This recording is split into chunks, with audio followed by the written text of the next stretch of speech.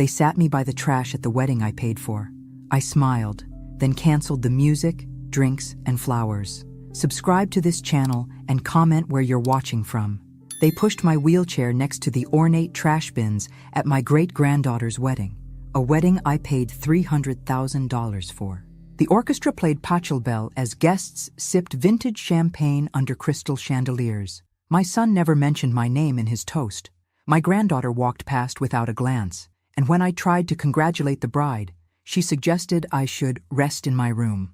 At 92, I've learned patience. I've built empires while they built entitlement. Now it's time they learn what happens when the hand that feeds gets bitten.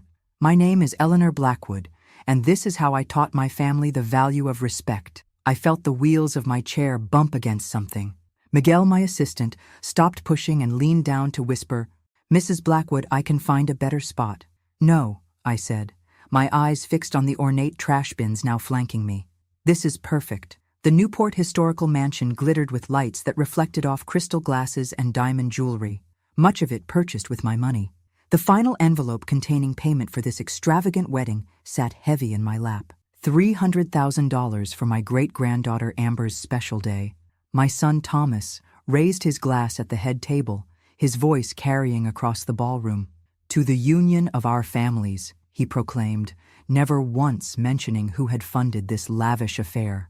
Victoria, his wife, fingered the diamond necklace I'd given her for her birthday last year while whispering to the woman beside her. "Poor Eleanor," I heard her say, not realizing I could still hear perfectly well. "She won't be with us much longer." I've heard that prediction for 20 years now. A server passed by, averting his eyes from my corner. Not a single family member had come to speak with me since the ceremony. My granddaughter Melissa, mother of the bride, was too busy ensuring everything looked perfect for the photographs. The wedding planner approached, his practiced smile not reaching his eyes. "Mrs. Blackwood, Amber asked me to inform you that it might be better if you rested now. We've prepared a plate for you to eat in your room." Behind him, I caught Amber's gaze. My great-granddaughter, resplendent in her $85,000 Vera Wang gown, glanced at me with barely disguised irritation before turning back to the photographer with a radiant smile. Something crystallized inside me in that moment. Not anger, I'm too old for such wasteful emotions, but clarity. After decades of manipulation, I finally saw with perfect clarity what I had created. A family of entitled parasites who saw me as nothing but a convenient ATM with an expiration date. I nodded to Miguel, who had worked with me for 10 years and knew every financial secret that kept the Blackwood family living in luxury. "Miguel," I whispered, my voice steady despite the ache in my chest. "It's time for Protocol Cinderella." His eyes widened slightly.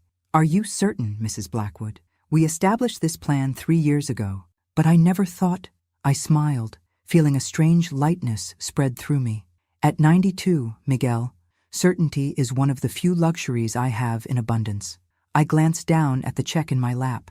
It's time they learned the value of what they've always taken for granted. My fingers, arthritic but still functional, reached for my phone. I pulled up a message I'd drafted long ago but never expected to send. 3 simple words to my team of attorneys: "Execute Protocol Cinderella." Miguel wheeled me toward the exit as I pressed send. No one noticed us leaving. They were too busy celebrating with my money. Their education was about to begin. 1 week before the wedding disaster, I sat in my office overlooking Manhattan, the city I helped rebuild after the fiscal crisis of the 1970s. The Blackwood Enterprises logo gleamed on the wall, a reminder of the real estate empire I constructed after Robert died in 1965, leaving me a 35-year-old widow with a small son and large ambitions. "Mrs. Blackwood?" Miguel entered with another stack of wedding invoices. "The florist needs approval for the additional Dutch orchids, another $50,000. I signed without hesitation, though the irony wasn't lost on me. My own wedding had been a simple ceremony during a recession. Since then, I'd made it my mission to provide lavish weddings for all the women in my family. "You know, Miguel," I said, gazing at the skyline I helped shape, "I established the Cinderella Protocol 3 years ago as a precaution, never thinking I'd activate it." "What made you create such a contingency plan?" Miguel asked, organizing the invoices with his usual efficiency.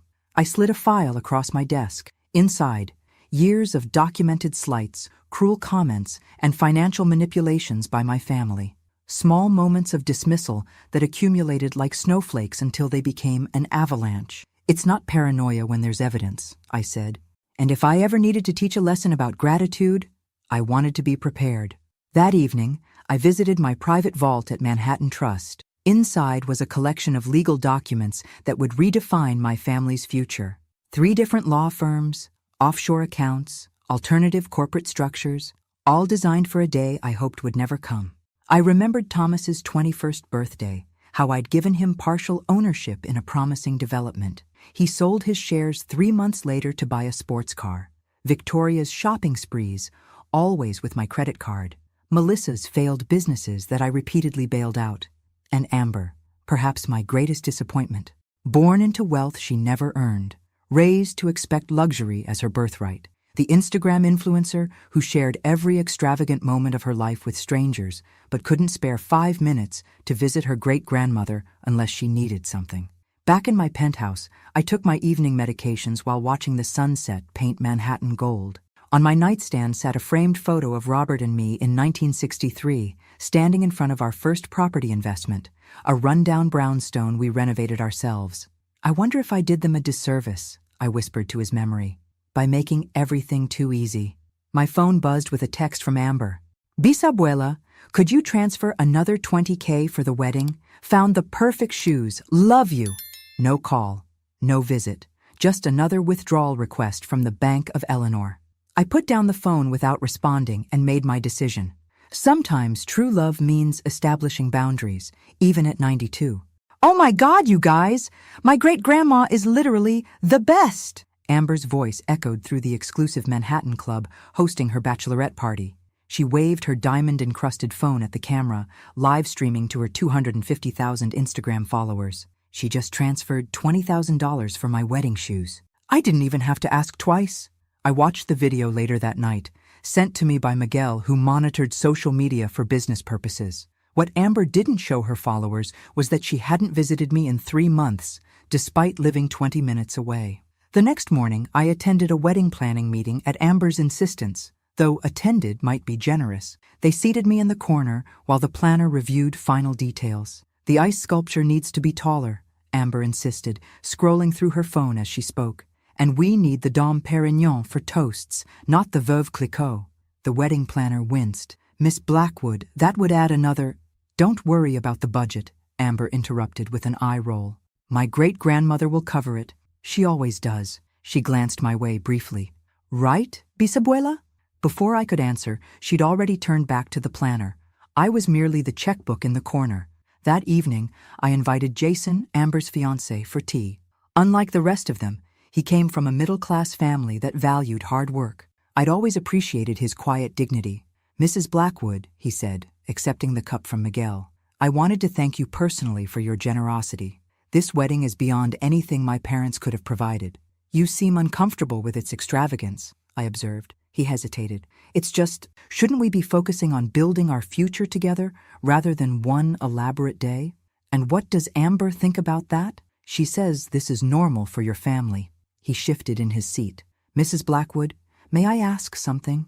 Why aren't you more involved in the planning? You're financing everything, but they barely include you. I studied him carefully. Perhaps I've enabled certain expectations over the years. I suggested we should include you more in the preparations, he admitted. But Amber said you're... He stopped, embarrassed. Senile? I supplied. Too old to have relevant opinions? His silence was answer enough. After he left, I opened my laptop and reviewed the contracts I'd established with every wedding vendor. Each agreement contained 2 special clauses: 50% payment up front, non-refundable, with the remaining 50% due after the event, and the option to cancel services without penalty up to 24 hours after the reception began. Miguel entered with my evening medication. He seems like a good man, he said, nodding toward the door Jason had exited. Yes, I agreed. I wonder if he knows what he's marrying into. I closed the laptop, my decision solidifying. Miguel, call Christine in Maine. Tell her to prepare the house. And contact the attorneys. I want to review the final documents for Protocol Cinderella. You're really going through with this? He looked concerned. I gazed at the Manhattan skyline I'd helped build. The problem with creating a safety net for people, Miguel, is that they never learn to fly on their own. The car is ready, Mrs. Blackwood. Miguel stood in the doorway of my bedroom as I finished packing essentials. Not much. At 92, you learn what truly matters. And the documents? I asked, closing my suitcase. All prepared. The attorneys confirmed everything is in order. We drove to Miguel's Brooklyn apartment, a spacious loft I'd helped him purchase 5 years ago. It would serve as our command center for the next phase of Protocol Cinderella. Walk me through it again, I said, as he helped me settle into his guest room, adapted for my needs months earlier. Miguel laid out folders on the bed. All vendors have signed the special contracts. First payment made, second contingent on your approval after the ceremony begins. He opened another folder. Your medical evaluations from 3 separate neurologists, all confirming your cognitive clarity and legal capacity. Full power of attorney documents giving me authority to execute financial decisions in your absence. And the transfers? Completed last week. 80% of your liquid assets moved to the secure accounts only accessible by you and the trustee. The remaining 20%, still substantial by any standard, left in the family accounts to prevent immediate suspicion. I nodded, reviewing each document. 3 years of careful planning.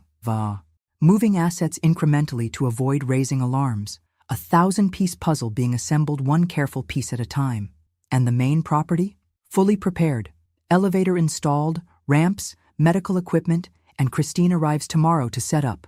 The nearest hospital is 12 minutes away, and your doctor has arranged care with their chief of geriatrics. I signed the final authorization forms, my hand steady despite the arthritis. Has there been any indication they suspect? None. Thomas called yesterday to discuss increasing his monthly allowance. Victoria's assistant scheduled another art acquisition meeting for next month. Melissa asked about using the Hamptons house for a charity event. And Amber? Miguel hesitated. She requested another $20,000 this morning for honeymoon upgrades. I closed my eyes briefly. Did you transfer it? Yes, as you instructed, maintaining normal patterns until execution. Thunder rumbled outside. A summer storm approaching. Appropriate weather for what was coming. What about Jason? I asked. He's innocent in all this. The separate account you established for him remains untouched. They won't be able to access it when everything else freezes. I wheeled myself to the window, watching lightning illuminate the Brooklyn skyline. Do you think I'm being cruel, Miguel? He considered this carefully. I think you're being instructive. There's a difference. Thomas is 65 years old and has never held a real job. Victoria spends more on handbags than most families earn in a year. Melissa has bankrupted 3 businesses I financed. And Amber, I sighed. Amber doesn't even know who she is without wealth to define her. Then perhaps it's time she found out, Miguel said quietly. I turned from the window. We're not taking everything, just enough to wake them up. And if they don't wake up? I smiled sadly. Then I've failed as a mother, grandmother, and great-grandmother. But at least I'll have tried one last time to help them become the people they could be. And if they contest it legally, they won't win. I tapped the folders. Everything is airtight. Besides, what jury would side against a 92-year-old woman disrespected by her family? The storm broke outside, rain lashing against the windows. In 3 days, a different kind of storm would break over the Blackwood family. The wedding day arrived. Newport's historical mansion transformed into a fairy tale setting. Crystal chandeliers sparkled above tables draped in imported silk. Flower arrangements taller than me adorned every corner. The air smelled of roses, money, and entitlement. Miguel wheeled me through the entrance early. I'd insisted on seeing the final preparations, my last gift to myself before everything changed. Melissa spotted us immediately, her face tightening. "Grandmother, you're so early. The guests won't arrive for hours." I wanted to see what $300,000 looks like in flowers, I replied pleasantly. Her smile froze. "Well, the coordinator has everything under control. Perhaps Miguel could take you to the bridal suite? Amber might want to say hello." We both knew she wouldn't. The ceremony proceeded beautifully, sunlight streaming through stained glass as Amber glided down the aisle. I watched from the back row, where they'd placed me near the emergency exits and decorative waste baskets. Thomas walked Amber down the aisle, chest puffed with pride for a wedding he hadn't paid a dime toward.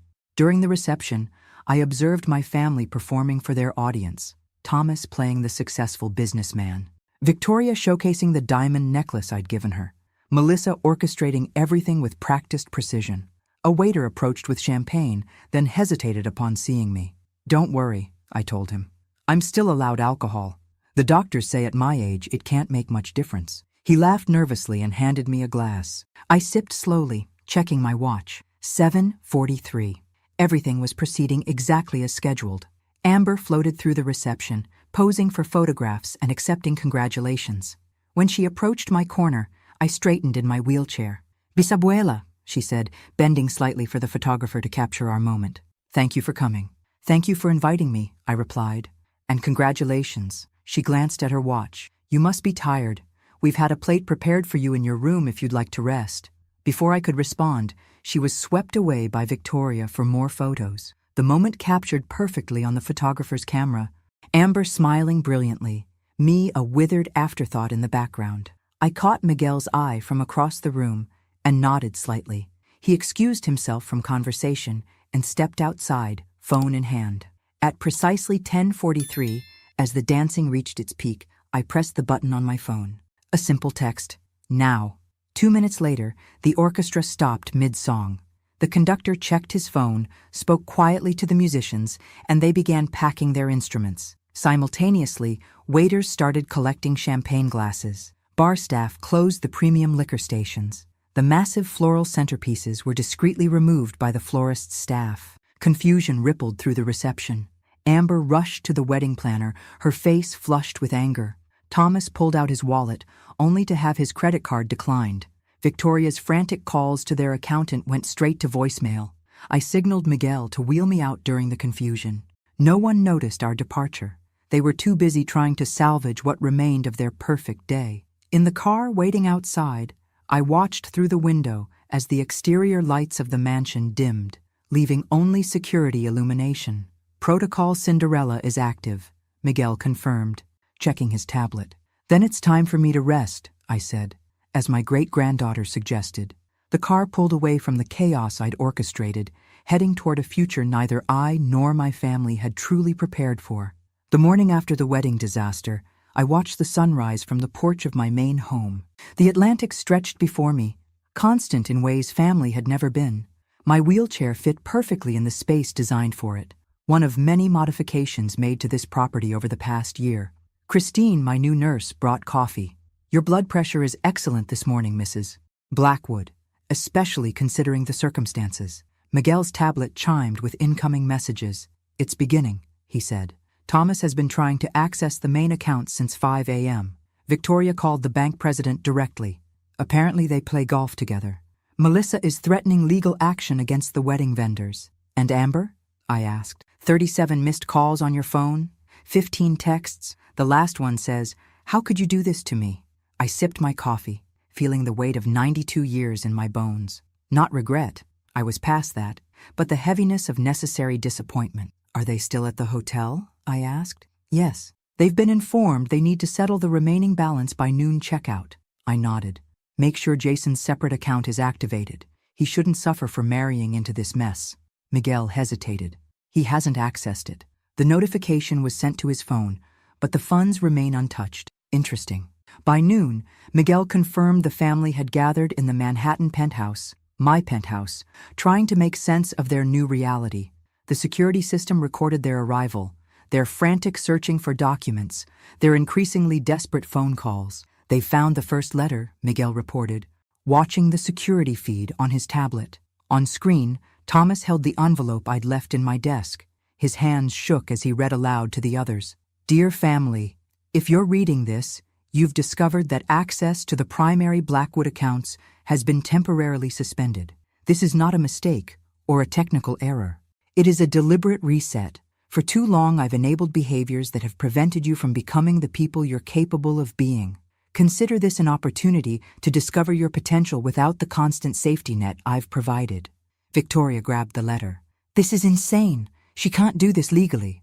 "Actually, she can," Miguel told me as we watched. "They're about to discover just how thoroughly you've prepared." By evening, they'd called all 3 of my attorneys, only to be informed that everything had been executed legally.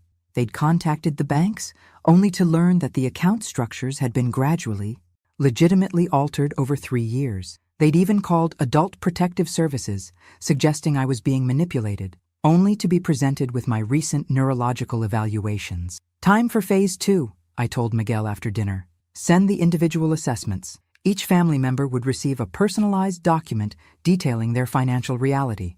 Thomas's $50,000 monthly allowance, suspended.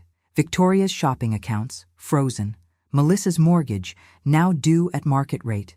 Amber's wedding gifts, redirected to savings she couldn't access without completing specific requirements.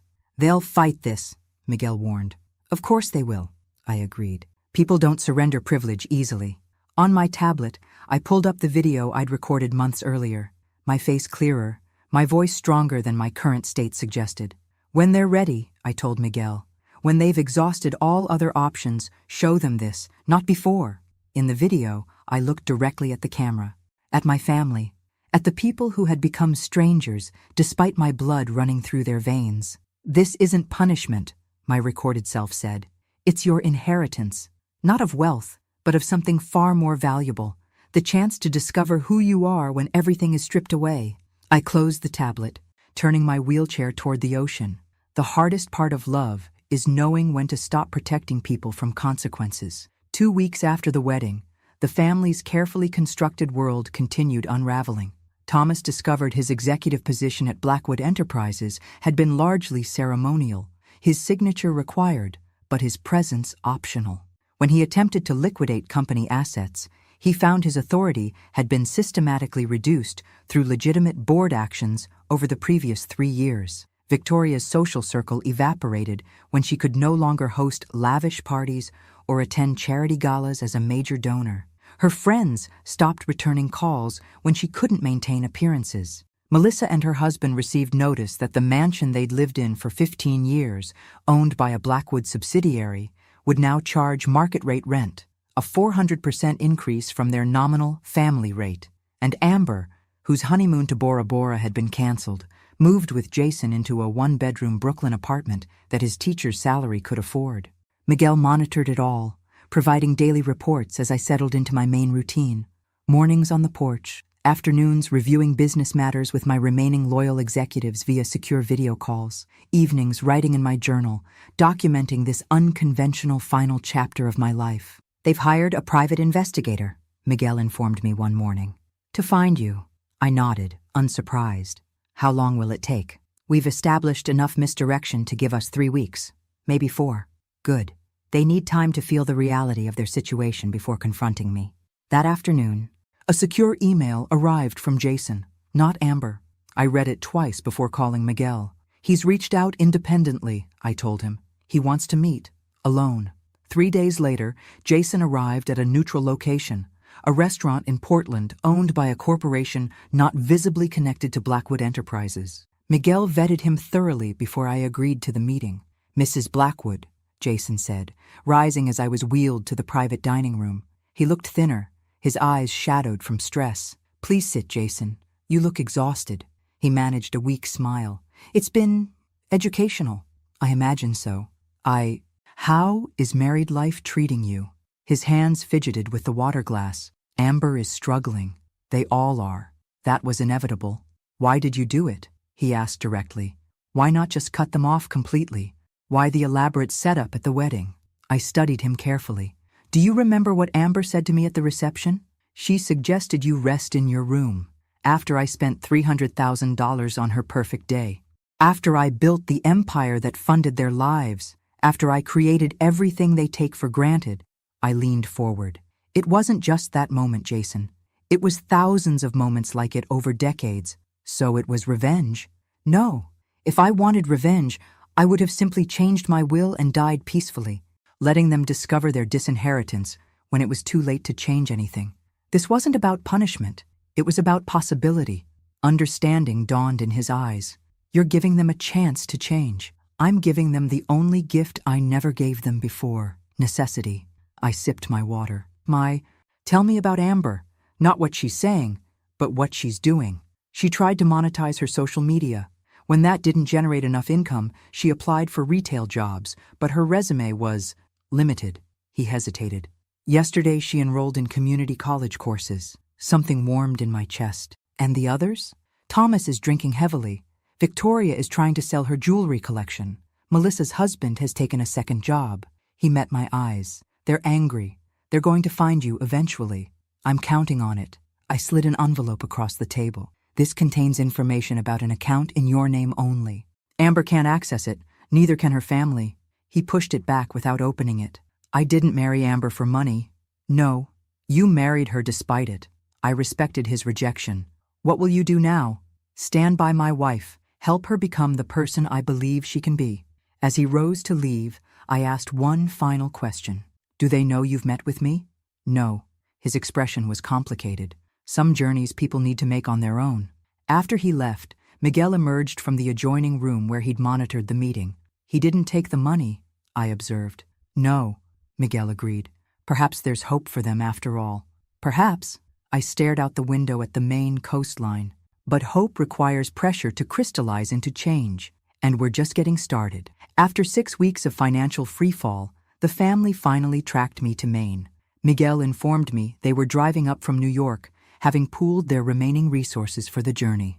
They've been preparing their approach, he said, showing me their text exchanges intercepted through the security systems I still controlled. Thomas wants to claim you're incompetent. Victoria suggests emotional manipulation.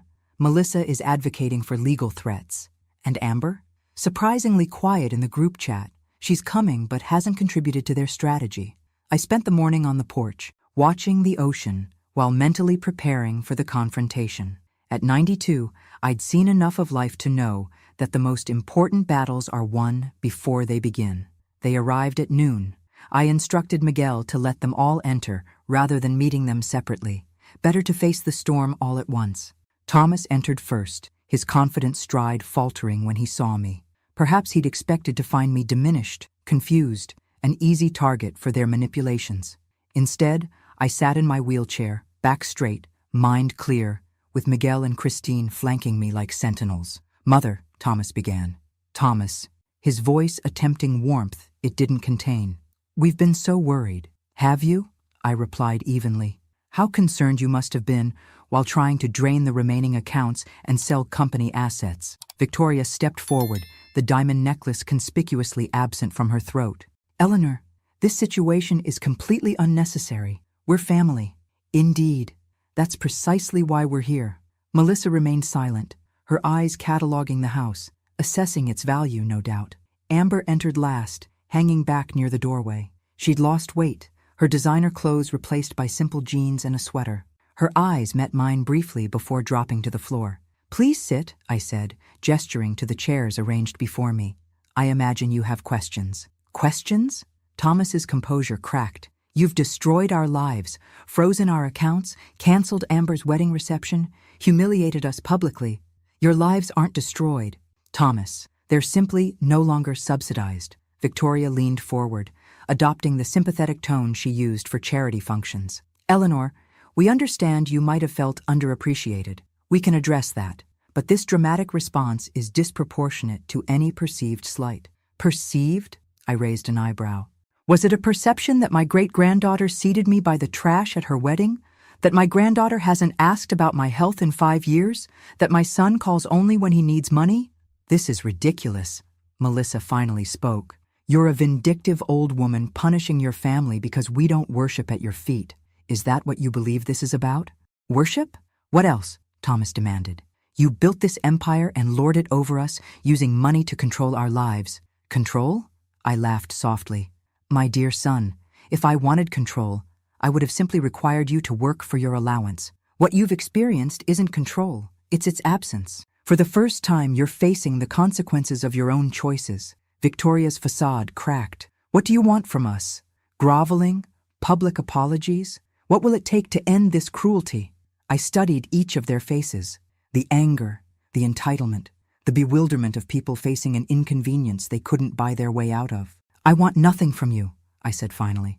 That's what you fail to understand. This isn't a negotiation where you can offer the right words to restore the status quo. The old arrangement is gone permanently. You can't do this, Thomas shouted, rising from his chair. We'll contest this legally. You're clearly not mentally competent. Miguel silently placed a folder on the table. Inside, comprehensive neurological evaluations from 3 separate specialists, dated just weeks earlier. Beside them, documentation of every legal step taken to restructure the family finances, all executed gradually, legitimately, over years. "You're welcome to try," I said calmly, "but I've had decades to plan this moment. Do you really believe I left anything to chance?" As reality settled over them, Amber finally spoke, her voice quiet but steady. "What happens now?" It was the first honest question anyone had asked. The confrontation continued as afternoon shadows lengthened across the porch. Thomas paced, alternating between threats and awkward appeals to family loyalty. Victoria's charm offensive devolved into thinly veiled accusations about my mental state. Melissa calculated aloud what my care must cost, implying I was being financially exploited by Miguel. Through it all, I remained silent, letting them exhaust themselves against the unmovable reality I'd created. Only Amber remained quiet, watching the performance with increasingly detached eyes. Finally, when their arguments began circling back on themselves, I raised my hand. "Enough," I said, my voice cutting through their noise. "You've had 6 weeks to adjust to your new circumstances. Tell me what you've learned." "Learned?" Thomas scoffed. "That you've lost your mind? That you never really loved us," Victoria added bitterly. "That money was always more important to you than family," Melissa concluded. I turned to Amber. "And you, great-granddaughter? What have you learned?" She met my gaze directly for the first time. "That I don't know how to do anything." Her honesty cut through the pretense. "That I built my entire identity around what I owned, not who I am." The others stared at her in shocked silence. "Continue," I encouraged. "I can't even make pasta without burning it," she admitted. "I've never paid a bill, never worked a real job, never finished anything difficult." Her voice strengthened. "But I've started figuring it out. Community college classes, a part-time job at a coffee shop, learning to live on what Jason makes." "And how does that feel?"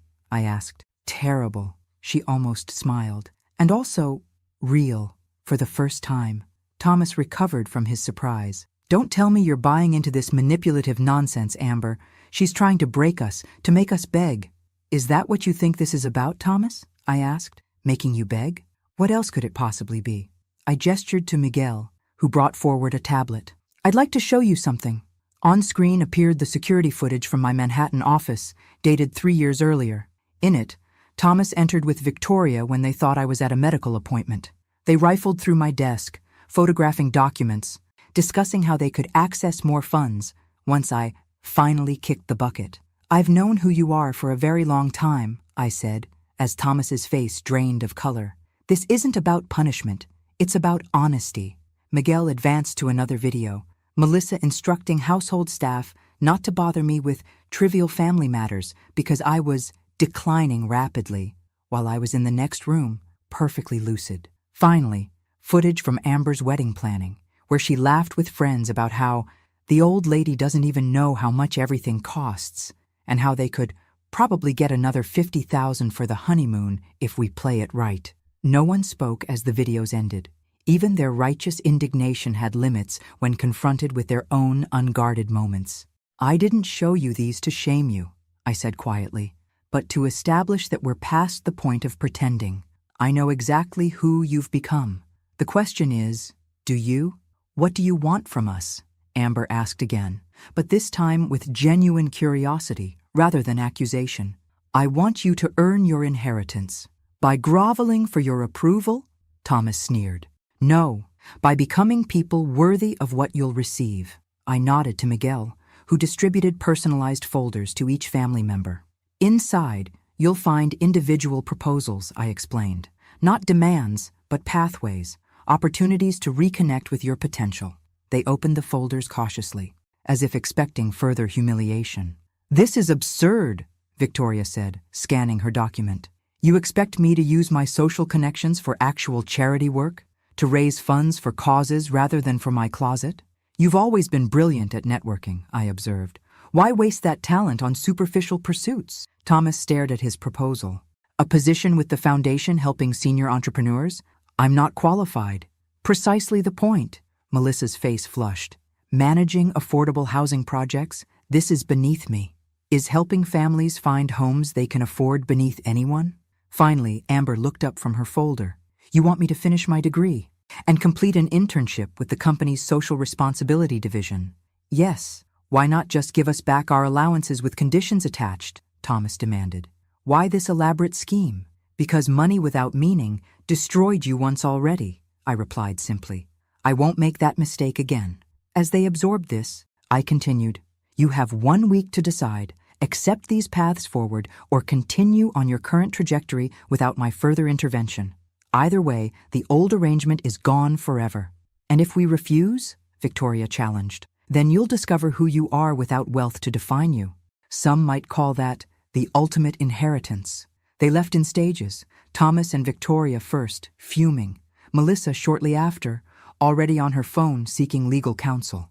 Amber lingered on the porch, watching the sunset paint the Atlantic gold. Why didn't you just tell us how you felt? She asked finally. Would you have listened? Her silence was answer enough. 3 months after the family confrontation, I received the first progress reports from the trustees overseeing my reformation project. Thomas had reluctantly begun work with the Senior Entrepreneur Program, showing up precisely on time and leaving the moment his required hours were completed. Victoria had organized one small fundraiser, leveraging her social connections with minimal effort. Melissa had attended exactly 2 affordable housing meetings, contributing nothing but complaints. Only Amber showed signs of genuine engagement. Her academic advisor reported consistent attendance and improving grades. Her internship supervisor noted initial reluctance transformed into growing curiosity about corporate social responsibility. They're doing the minimum to comply, Miguel observed as we reviewed the reports on my porch. It's a start, I replied. Transformation rarely begins with enthusiasm. That evening, my secure phone rang, a number I hadn't expected. Mrs. Blackwood, it's Jason. Hello, Jason. How is married life in reduced circumstances? He chuckled. Educational. That's actually why I'm calling. Amber wants to speak with you. Alone, not with the others. I considered this. She's welcome any time. Come. Without the family delegation, 2 days later, Amber arrived alone, having taken the bus from Portland after flying from New York. No longer the Instagram princess with perfect styling, she wore simple jeans and a sweater, her hair in a practical ponytail. Bisabuela, she said, the childhood nickname carrying new weight. Thank you for seeing me. Tea? I offered, gesturing to the service Christine had prepared. She served herself, then me, a small courtesy she'd never shown before. You look well, I observed. I've lost 12 pounds since the wedding, she admitted. Turns out cooking your own food and taking public transportation changes your body. And your mind? She smiled ruefully. That too. She set down her cup. I'm not here to beg for money. Why are you here then? To understand. She leaned forward. The others are just going through the motions, you know. Dad checks boxes at the foundation. Mom shows up for meetings and undermines everything. Grandma Victoria organized a charity shopping event where half the proceeds went to designer brands. And you? I'm changing. She said it with wonder. My marketing professor says I have natural talent when I actually apply myself. The CSR internship showed me how business can do more than generate profits. And Jason? Yes? He never cared about the money. He loves me, the real me, whoever that turns out to be. She paused. Why didn't you just cut us off years ago? Why the elaborate wedding setup? I studied my great-granddaughter, seeing shadows of myself in her direct gaze. Because you needed to see yourselves clearly, not through my disappointed eyes, but through your own actions. I sipped my tea. The wedding was a mirror. Amber, I merely removed the flattering filter. She nodded slowly. I've been thinking about something. The family always called you lucky, that you built your fortune through fortunate timing and connections. But that wasn't it at all, was it? What do you think it was? Work, sacrifice, thousands of difficult decisions. She hesitated. I found articles about you from the 1960s, how you were dismissed, undermined, laughed at for being a woman in real estate development, how you mortgaged everything for your first major project. You've been doing research. I never knew you, she said simply. I'm trying to change that. We talked for hours as afternoon stretched into evening. Not about money or inheritance, but about life, choices, resilience. For the first time, she asked questions about my journey rather than what I could provide for hers. As she prepared to leave, I asked, what will you tell the others? That you're still implementing your plan, that there are no shortcuts. She paused at the door.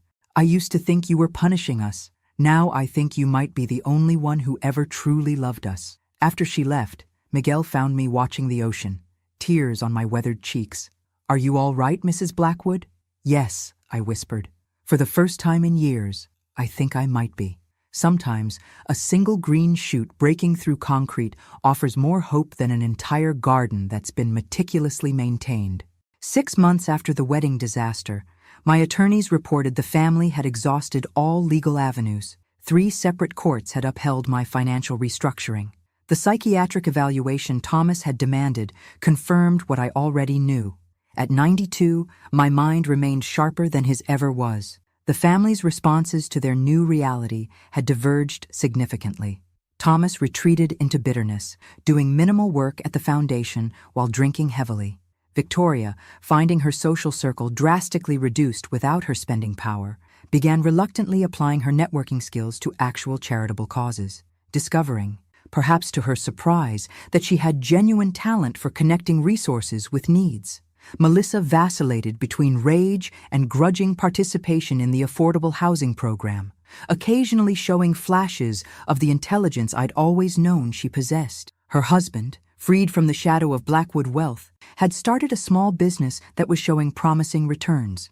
And Amber, my surprising Amber, had completed her first semester with a 3.8 GPA and received a formal commendation from her internship supervisor.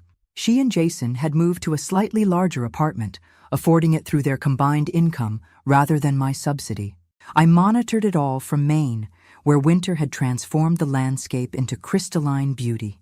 My health remained stable, though the cold aggravated my arthritis. At 92, every stable day was a victory. The trustees are requesting guidance, Miguel informed me one morning.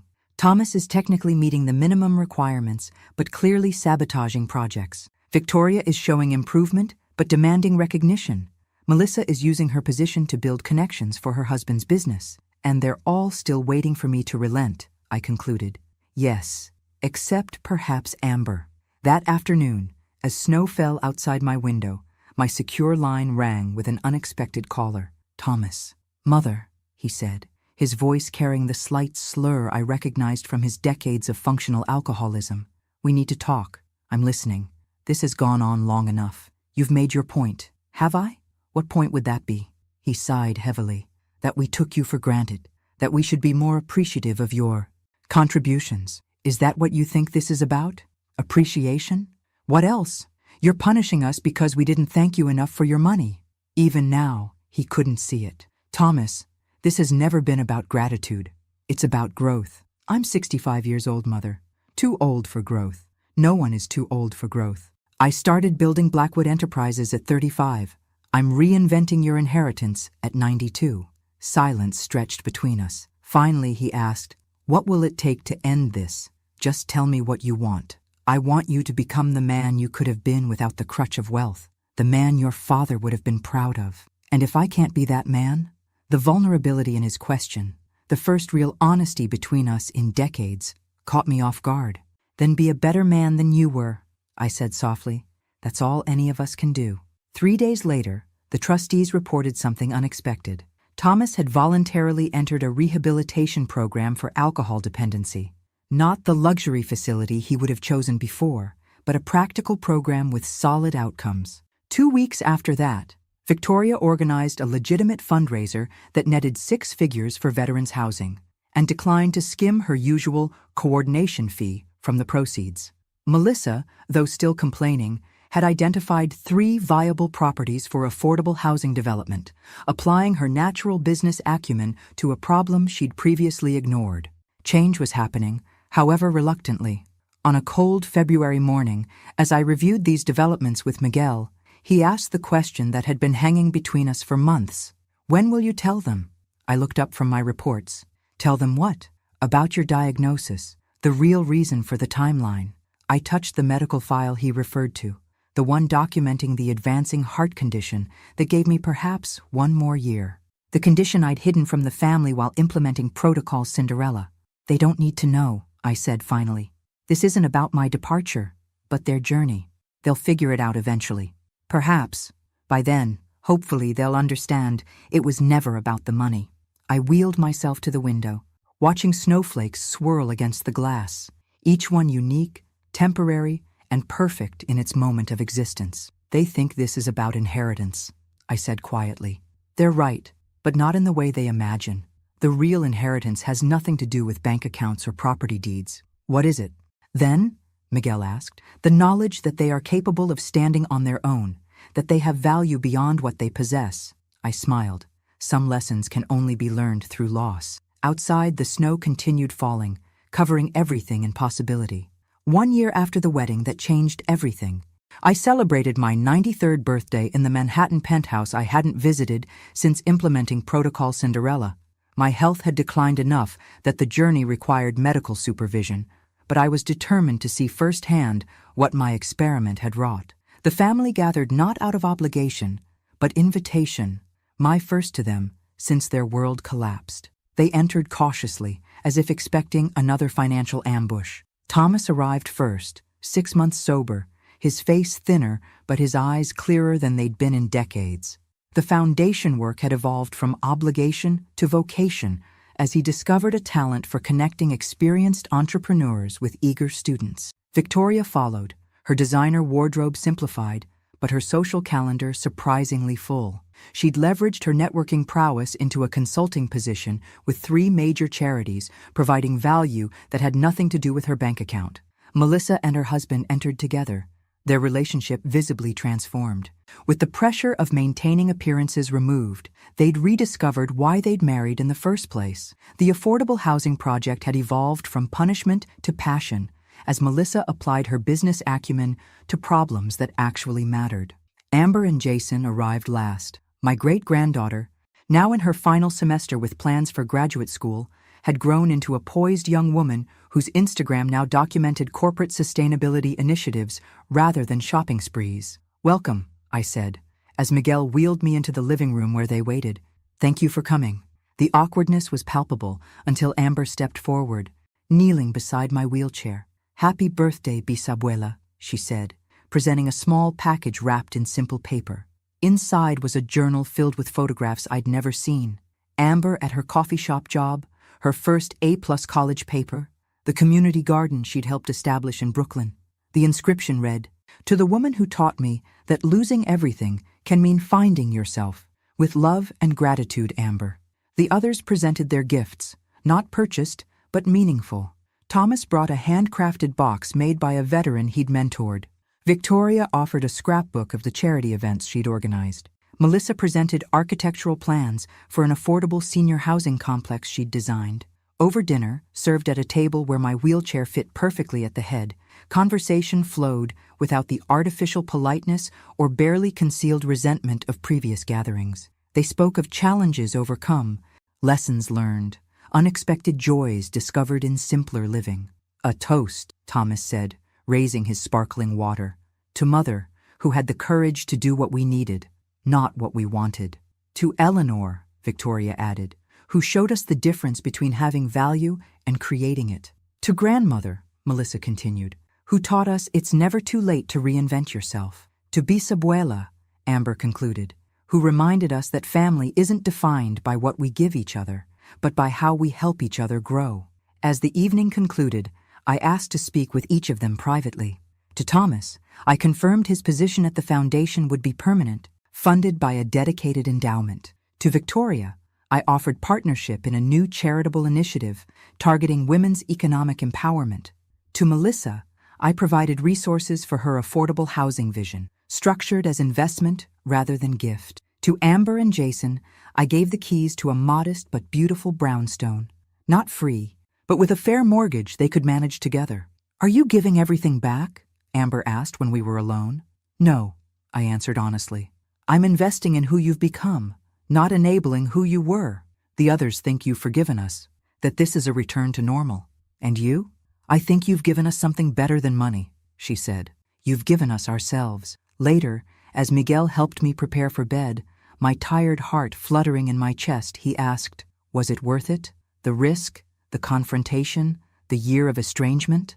I thought of Thomas's clear eyes, Victoria's purposeful energy, Melissa's rediscovered partnership, Amber's hard-earned wisdom. They seated me by the trash at a wedding I paid for, I said.